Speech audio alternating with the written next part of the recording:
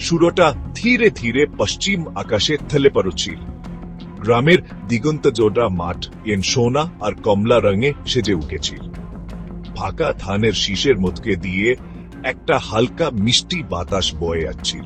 বাতাসে ভেজা মাটির আর বনফুলের গন্ধ মম করছিল। এটা দিনের এমন একটা সময় যখন মনে হয় গোটা পৃথিবীটায় একটু থেমে গেছে, একটু নিজের মনে ভাবার সময়। রোজকার হাইচি থেকে দূরে শান্তিতে কিছু মুহূর্ত কাটানোর সময়। আলোটা ছিল একদম ঠিকঠাক, নরম, স্নিগ্ধ, মায়াবী। রাহুল এই আলোটাকে খুব ভালো করে চিনত। ফটোগ্রাফারদের কাছে এই আলোয়েন এক পরম বন্ধু। ও মাঠের মধ্যে দিয়ে হেঁটে আসছিল, ওর পুরনো ক্যামেরাটা গালায়া জ্বলানো। একটাল শুধু একজন ফটোগ্রাফার ছিল না, ও ছিল গল্পের খুঁজে থাকা একজন মানুষ। ও গল্প খুঁজে বেড়াতো বয়সের হারে কুঞ্জকে আয়া মুখে। ও গল্প খুঁজে পেতে খেলা করতে থা বাচ্চার কক্ষনিকের হাসিতে। ও গল্প দেখতে পাতার ফাঁক দিয়ে ছুঁই পড়া সূর্যের আলোয়। আজা এই বিশাল গ্রামটায়েন ওকে ডাকছিল। এর শান্ত সুন্দর ছিল একটা ক্যানভাসের মতো। ওয়েন একটা মুহূর্তে খুঁজছিল এমন একটা ছবি ইয়া এই শান্ত সঞ্জার গল্পটা বলতে পারবে। ও লেন্সটা ঠিক করল, ওর চোখ দুটো দিগন্তের দিকে তাকিয়ে। আকাশটা ছিল রঙের জাদু। আগুন রওয়া লাল মিশে আসছিল হালকা বেগুনি রঙের সাথে। দারের গ্রামের ঘরগুলো এই নাটকীয় আকাশের বুকে আবছা ছায়ার মতো দেখাচ্ছিল। আওয়াজগুলো ছিল খুব হালকা, দূর থেকে ভেসে আসা গরুর ডাক, চিনচিগান পোকার ডাক। হেন রাতের আসর জমাতে শুরু করেছে। রাহুলের মনটা একটা গভীর শান্তিতে ভরে গেল। এটাই ছিল ওর আশ্রয়, শহরের কান ফাটানো আওয়াজ থেকে অনেক দূরে। এখানে ও প্রাণ ভরে শ্বাস নিতে পারত, ও দেখতে পারত, ও জীবনের স্পন্দন অনুভব করতে পারত তার সবচেয়ে সহজাত রূপে। ও ক্যামেরাটা তুলল সেই বিশেষ ছবিটার খোঁজে। আজকের এই সন্ধ্যাটা কেন জানি অন্যরকম লাগছিল। বাতাসে একটা চাপা উত্তেজনা। মনে হচ্ছিল গোটা বিশ্বটাই দম বন্ধ করে অপেক্ষা করছে, কোনো একটা বিশেষ কিছু ঘটার অপেক্ষায়। রাহুলও নিজের ভেতরে একটা হালকা পরিবর্তন অনুভব করল, একটা চাপা প্রত্যাশা। ও একটু থামল, দশকটার সুন্দর ওর আত্মায় মিশে যেতে দিল।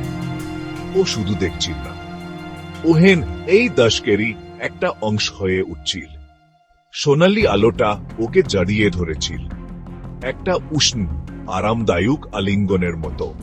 ও তটরিছিল এই মায়াবী সময়টা ওর সামনে ইয়া কিছু তুলে ধরবে, সেটা ক্যামেরা বন্দি করার জন্য। ঠিক তখনই ও মেয়েটিকে দেখতে পেল। মেয়েটা একটা সুরুমাটির রাস্তা ধরে হেঁটে আসছিল। রাস্তাটা সবুজ ক্ষেতের মধ্যে দিয়ে সাপের মতো আঙ্কে বেঁকে চলে গেছে। মেয়েটার হাঁটার মধ্যে একটা শান্ত স্নিগ্ধতা ছিল, কোনো তাড়া ছিল না। মনে হচ্ছিলেন সেও এই শান্ত প্রকৃতিরই একটা অংশ। ওর উপস্থিতিটা ছিলেন এই সন্ধ্যার শান্ত সুরের সাথে মেশা একটা মিষ্টি সুর। রাহুলের বুকের ভেতরটা কেমন করে এল। ওর ছবি বিষয় পেয়ে গেছিল। ব্রেক, টাইম, অথবা হয়তো মেয়েটি ওকে খুঁজে নিয়েছিল। আলোটা ওর চারপাশে এসে জমা হয়েছিল, ওর সাধারণ সৌন্দর্যকে আরো ফুটিয়ে তুলছিল। সে ছিল এক অপরূপ দশ। মেয়েটা একটা সাধারণ সুতির শাড়ি পরেছিল, তার রংটা গধূলির আকাশের হালকা প্রতিচ্ছবি। ওর কালো চুলগুলো আলগা করে বাঁধা, কয়েকটা ও বাদুচ চুলা মিষ্টি বাতাসে উড়ছিল। ওর হাতে ছিল একটা ছোট্ট বেটির হয়তো ফুলে হুড়া অথবা ক্ষেতের কোনো ফসল। ওর মাথাটা সামান্ত নয়ানো, নিজের ভাবনায়ও বিভোর। রাহুলও নিজের অজান্তেই ক্যামেরাটা তুলে ধরল। ওর আঙুলগুলো অবস্থা হাতে ডিউল। ও লেন্সটা ফোকাস করল। ও এই মুহূর্ত ধরে রাখতে চেয়েছিল, এই শান্ত সুন্দরের ছবিটা, এই নিখুঁত মিলটা। ব্রেক, টাইম, অপনসে ওর দৃষ্টি অনুভব করে মেয়েটা মুখ তুলে তাকাল। লেন্সের মধ্যে দিয়ে ওর চোখ রাহুলের চোখে পড়ল। এক মুহূর্তের জন্য সময়েন থমকে গেল। চারপাশের পৃথিবীটা ঝাপসা হয়ে গেল। শুধু রেল সেই যুগাও, সেই না বলা পরিচিতি। আর তারপর মেয়েটা হাসল। সেটা কোনো চওড়া হাইচি করা হাসি ছিল না, ছোট্ট, একটু লাজুক, কিন্তু সেই হাসিতে ছিল একরাশ উষ্ণতা, একরাশ মিষ্টি বোঝা প্রয়া। সেই হাসি ওর মুখটাকে আলো করে দিল, পুরো মাঠটাকে আলো করে দিল। সেই হাসিটা রাহুলের আত্মার গভীরে পৌঁছে গেল। ক্লিক, শাটারটা পড়ল। ও ধরে ফেলেছিল সেই হাসিটা, সেই মুহূর্তটা, সেই জাদুটা। ও নিশ্চিতভাবে বুঝতে পারছিল, ওর মনের ভেতর থেকে একটা আওয়াজ আসছিল, হে এটা কোনো সাধারণ ছবি নয়। এটা শুধু কোয়াটালগে রাখার আর ভুলে আওয়ার মতো আর একটা ছবি নয়। এটা অন্যরকম। এই ছবিটায় আরো কিছু ছিল, আরো গভীর কিছু। ইয়া কোনো কিছুর শুরুর কথা বলছিল।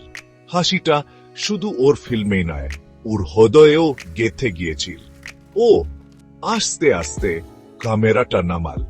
ওর দৃষ্টি তখনও মেয়েটির চোখে আটকে। চারপাশের পৃথিবীটা আবার ধীরে ধীরে ঘুরতে শুরু করল। ওদের দুজনের মধ্যে একটা আরামদায়ক নীরবতা নেমে এল। সেটা অস্বস্তি করছিল না, সেটা ছিল না বলা কোথায় ভুরা, একটা আপসি বোঝাপড়া ভুরা। এখানে লম্বা ভূমিকার কোনো দরকার ছিল না। সোনালী আলোটা তখনও ওদের ঘিরে রেখেছিল, একটা অন্যরকম আভা তৈরি করছিল। রাহুলের মনে একটা অদ্ভুত দুবিধা কাজ করছিল। রাহুল ক্যামেরা হাতে এত আত্মবিশ্বাসী, সেও একটু নার্ভাস হয়ে পড়ল। ও কথা বলতে চেয়েছিল, কিছু বলতে চেয়েছিল, কিন্তু কোন কথায় এই মুহূর্তটার সঠিক বর্ণনা দেওয়ায় ও সঠিক কথাটা খুঁজছিল। নীলাও এই নীরবতায়ও বেশ শান্ত ছিল। ওর হাসিটা একটা মিষ্টি কৌতূহলে বদলে গেল। ওর চোখ দুটো কালো আর এক্সপ্রেসিভ, তাতে একটা গভীরতা ছিল ইয়া মন কেড়ে নেয়। ও চোখ সরায়নি।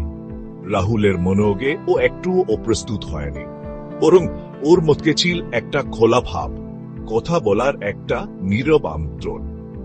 বাতাস ওদের চারপাশে ফিসফিস করছিল। কাছের কোন জমি ফুলের জাডা থেকে সুগন্ধ বয়ে আনছিল। মনে হচ্ছিল প্রকৃতি নিজেই ওদের উৎসাহ দিচ্ছে, ওদেরকে সেই অবশ্যম্ভাবী কথাবার্তার দিকে ঠেলে দিচ্ছে। এমন একটা কথাবার্তা আগে থেকে ঠিক করা ছিল। অবশেষে রাহুল কথা বলার সাহস পেল। ওর গলাটা যতটা ভেবেছিল তার থেকেও নরম শোনাল। আপনার হাসিটা খুব সুন্দর, ও বলল। ওর কথাগুলো ছিল সহসাস, সত্যি। ও চালাকি করার বা খুব কাব্যনিক হওয়ার চেষ্টা করেনি। ও শুধু সেটাই বলল ইয়া ওর মনে হয়েছিল। ও মেয়েটির প্রতিক্রিয়া দেখল। ওর গালে একটা হালকা আভা দেখা দিল, ইয়া ওর স্বাভাবিক সুন্দরতাকে আরো বাড়িয়ে তুলল। ও এক মুহূর্তের জন্য নিচের দিকে তাকাল, তার উপর আবার রাহুলের চোখে চোখ রাখল। মেয়েটির গলা যখন ও কথা বল, তখন মনে হলেন জোরদার মিষ্টি কলকল শব্দ, পরিষ্কার আর স্নিগ্ধ। ধন্যবাদ, নীলা উত্তর দিল। মাত্র দুটো শব্দ, কিন্তু তার মধ্যে ছিল অনেক মানে। কোনো নাকামি ছিল না, কোনো মিথ্যে বিনিয়া ছিল না, শুধু একটা সহজ স্বীকারোক্তি। আপনি এখানকার নন, তাই না? মেয়েটা বল। ওর গলার স্বরটা কোনো অভিযোগের মতো নয়, বরং একটা মিষ্টি প্রশ্নের মতো শোনাল। এটা ছিল একটা সাধারণ সত্যি কথা, একটা শুরু। ওকে ওর নিজের গল্প একটু বলার জন্য একটা আমন্ত্রণ। ওদের দুজনের মাঝের বাতাসটা একটা হালকা শক্তিতে কাঁপছিল, একটা যুগায়ুগ তৈরি হচ্ছিল। খুব সূক্ষ্ম সুতো দিয়ে মোলান হায়ে আসা আলুয়া। রাহুল মাথা নাড়ল। না, আমি এখানে বেড়াতে এসেছি, ও বল। আমি একজন ফটোগ্রাফার। ও ক্যামেরাটার দিকে হালকা ইশারা করল, এটাই সব বুঝিয়ে দেবে। আর হতো একদিক দিয়ে এটা বুঝিয়েও দিচ্ছিল এই নির্জনমাতেও আসার কারণ। ওর ওই গভীর দৃষ্টি সুন্দরকে ধরে রাখারও ইচ্ছে। নীলামন দিয়ে শুনছিল। ওর চোখ একবার ও রাহুলের মুখ থেকে সরেনি। মনে হচ্ছিল বুঝতে পারছে। ওপরের খোলসটা ছাড়ি ভেতরে দেখতে পাচ্ছে, ওর ভেতরের শিল্পী মনটাকে চিনতে পারছে। এই না বলা বোঝা ফটোয়াটা ছিল একটা খুব শক্তিশালী বান্ধন। ওরা কিছুক্ষণ কথা বলল, কোনো বড় বড়ুচ্ছান বা দুনিয়ার কঠিন বিষয় নিয়ে নে, বরং খুব সাধারণ জিনিস নিয়ে। সূর্যাস্তের সৌন্দর্য, গ্রামের শান্তি, ইয়ে পাখিরা সঞ্চার গান গাইছিল তাদের নাম, ওদের কথা ছিল কম, খুব ভেবে চিনতে বলা। প্রত্যেকটা কথা ইয়েনো দের মাথাতে তারি হওয়া উগায়ুকটাকে আরো ভিড় করে তুলছিল। মনে হচ্ছিলেন ওরা একে অপরকে জন্মান্তর ধরে চেনে। ইয়ে নেই দেই দেখা হওয়াটা আসলে একটা পুনর্মিলন। অনেক দিন আগে শুরু হওয়া একটা গল্পের পরের অংশ সামোহেন বেড়ে আসছিল। প্রত্যেকটা মুহূর্ত তদন্তকালে মথুল মম্মামে হচ্ছিল। সূর্যের শেষ আলোটুকু তখন দিগন্তের নিচে ডুবে গেল, তখন আবার একটা আরামদায়ক নীরবতা নেমে এল। আকাশটা তখন গভীর নীল রেমের ক্যানভাস, তাতে প্রথম লাজুক তারাগুলো ফুটে উঠেছে। সোনালী বিকেলের জাদুটা চলে গিয়েছিল, কিন্তু সেটা তার থেকেও বেশি স্থায়ী কিছু রেখে গিয়েছিল। একটা অনুভূতি, একটা প্রতিশ্রুতি। ওদের দুজনের চোখের ভাষায় এমন একটা কিছু ছিল ইয়া বুঝিয়ে দিচ্ছিল, ইয়ে ওদের মন না বুঝতে পারছিল সেটাই সত্যি। এটা কোনো শেষ নয়, এটা শুধু হাতা করে দেখা হওয়া নয়, এটা একটা শুরু, খুব গভীর কিছুর শুরু। রাহুল জানত ও এই সন্ধ্যাটা কোনোদিন ভুলবে না, ও এই মাঠটা ভুলবে না, এই সোনালী আলোটা ভুলবে না, আর সবচেয়ে বড় কথা, ও নীলার হাসিটা কোনোদিন ভুলবে না। ওটা ওর স্মৃতিতে গেঁথে গিয়েছিল, একটা বাতিগড়ের মতো কাউকে পথ দেখাবে। ওর মনে একটা দৃঢ় বিশ্বাস জন্মাল, একটা বিশ্বাস যে ওদের পথ এভাবেই মেলার ছিল। এই একটা ছোট্ট মুহূর্ত, এই প্রথম দেখা, এর মধ্যে লুকিয়েছিল একটা চিরন্তন গল্পের বীজ, একটা ভালোবাসার গল্প, চোখের ভাষায় লেখা একটা গল্প। এমন একটা গল্প সবে শুরু হয়েছে আর আগামীর পথে একসাথে চলার প্রতিশ্রুতি দিচ্ছে।